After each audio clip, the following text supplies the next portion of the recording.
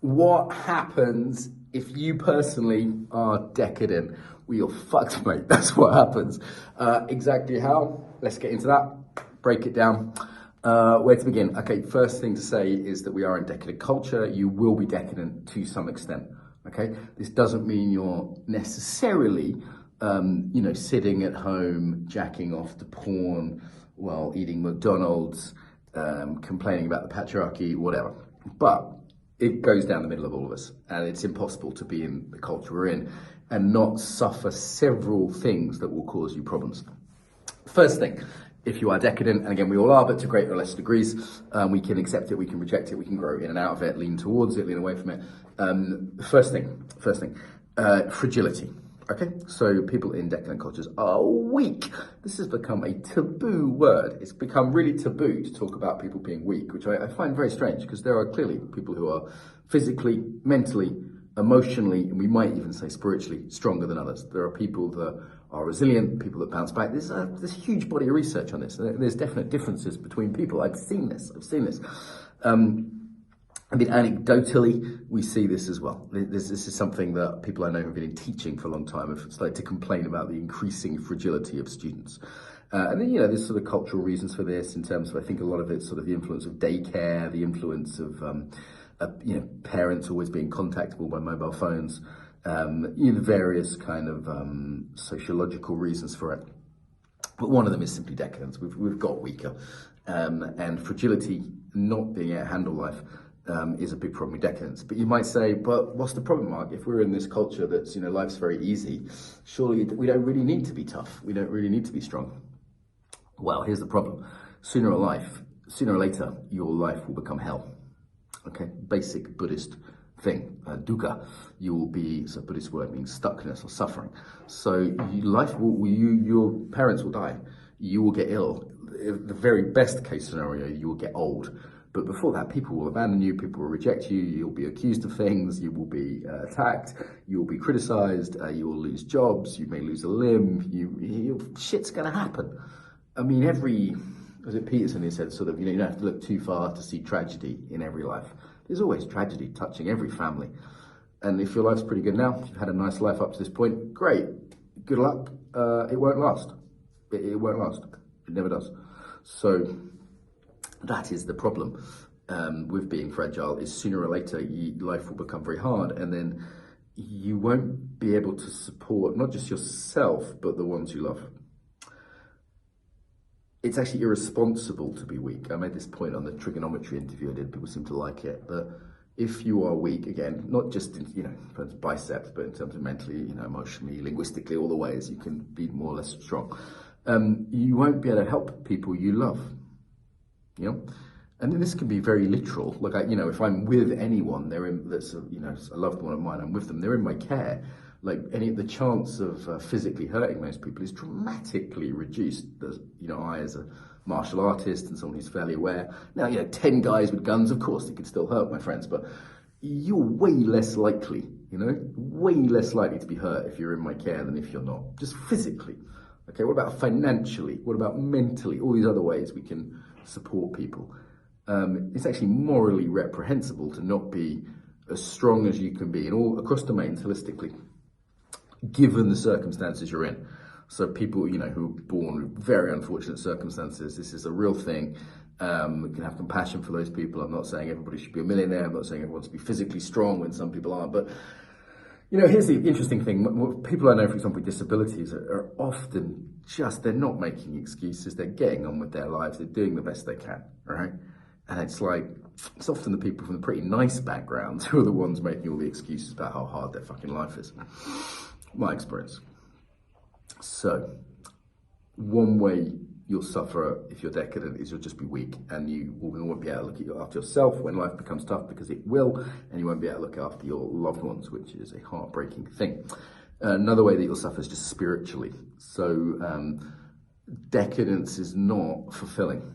It's not fulfilling on a deep spiritual level. There's cynicism and the hedonistic replacement of meaning with hedonistic short-term pleasure will always be unsatisfying.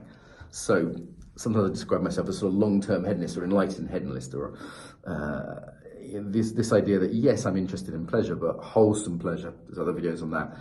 This idea of the satisfaction of purpose rather than simply, sugary hit or drugs or porn, whatever it is. So you will just not be happy. And if anyone who isn't in touch with a sense of purpose and is trying to sort of medicate that with increasing doses of hedonism, it just doesn't work. Like, trust me, I used to be an alcoholic and a drug addict. I've done that fucking experiment. It doesn't fucking work. It just doesn't work. So for me, it's sort of stupid when people are kind of embracing decadence. It's like, can you not see that you'll be happier with a sense of pleasure that comes from wholesome sources, with a sense of deep satisfaction instead of hedonism? Nihilism sucks. Like, I've been nihilistic. I've been, I believe in nothing and life's meaningless and it's all just an empty shell of one thing after another. Then it's just no way to live. I mean, have you tried it? Like, does nihilism work for you? It doesn't fucking work for me. You have to believe in something. You have to. Just to get through the day, let alone to get through the sort of suffering of life. So you will suffer. You will suffer much, much more in addition to the action, the sort of normal suffering of life, of old age, disease, death, etc. You loss, abandonment, blah, blah. You will suffer much, much more. And there's diminishing returns on the pleasure. It's not a good, like being a crack addict isn't a good strategy for being happy, Yeah. That's another way you'll suffer if you're decadent. Just your personal, your spiritual vacuum, the hole inside you. Yeah. You'll suffer directly from that, and you'll suffer from the things you tried to fill that void with. Or whatever. Yeah. What's the third way you'll suffer? You won't feel connected. Third way you'll suffer is actually community. So if you are decadent, the narcissism means you won't be engaged in service, you won't be involved in community. To be deeply involved with the well-being of others is not decadent. To be deeply involved in service, the giving of others, the contributing to the world, again, this relates to purpose, but it's also about connection. Your relationships, if they're just based on pleasure, like how much pleasure can I extract from this marriage? How much pleasure do my children give me? I mean, really? Like, you think that's going to lead to you being a good husband or wife or parent or whatever? If your friendships are all of convenience, like, hey, we help each other get pleasure, and that's the whole basis of our friendship. Really? You think that's not vodka? You think that's, is that your experience? Don't believe me, right? This whole channel isn't a religion. You shouldn't fucking believe anything in this channel. Just check it out for yourself. Check it out with your own experience.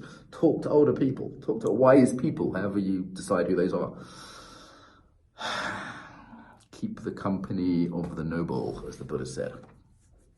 So, yeah, you will suffer. So you will suffer directly. You will suffer as a result of trying to self-medicate. If you're decadent, you will suffer spiritually. Physically, you will suffer. If you can't handle difficulty, good luck getting fit. Good luck maintaining a half-decent diet. Good luck getting to the gym. Good luck running. Good luck doing anything, yoga, anything. It's hard enough to be disciplined in the decadent world, even with some training. Anyway, so relationships is the third one.